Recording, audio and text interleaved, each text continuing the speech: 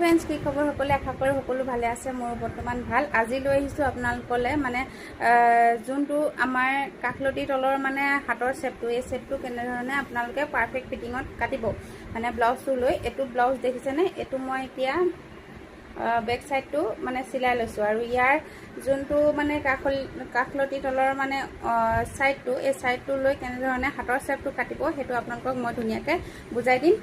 ভিডিঅ'টো শেষলৈকে চাব। আশা কৰোঁ ভিডিঅ'টো চাই ভাল পাব আৰু কমেণ্ট কৰি জনাব যদি বুজি পাইছে, আৰু যিমান পাৰে ভিডিঅ'টো শ্বেয়াৰ কৰি দিব, আৰু যদি প্ৰয়োজন বুলি ভাবে তেতিয়া ছেভ কৰি ৰাখিব পাৰে।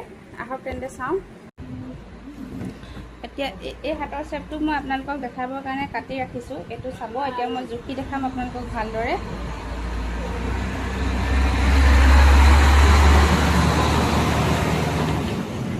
এইটো দেখিছেনে?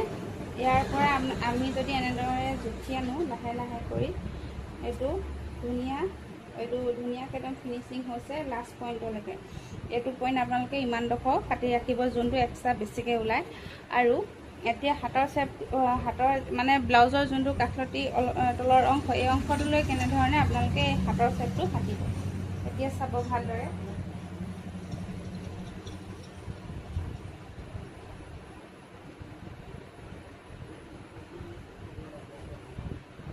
ইয়াৰ পৰা জোখখিনি লৈ ল'লোঁ মানে ইমানটোলৈকে। এতিয়া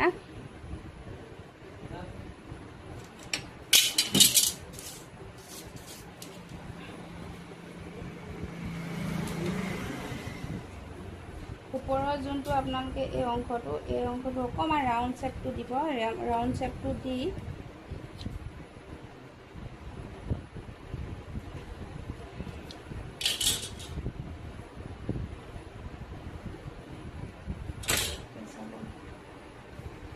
মানে এই পইণ্টত আমি কাটিব লাগিব। কিন্তু জোখ লওঁতে মই এনেদৰে লৈছিলোঁ ধেনুখনৰ গতে, কিন্তু এনেধৰণে নেকাটিব। আপোনালোকে এই শ্বেপটো তললৈ এনেকৈ ডাউন কৰি দিব। এইখন হাতৰ লগত মানে ফাৰ্ষ্ট এখন কাটি ল'ব, আৰু ইখন হাত এখন ছিংগলকৈ কাটিব। তেতিয়া আপোনালোকৰ সুবিধা হ'ব, আৰু লগতে দুইখন হাত কাটিলে অকণমান প্ৰব্লেম হ'ব।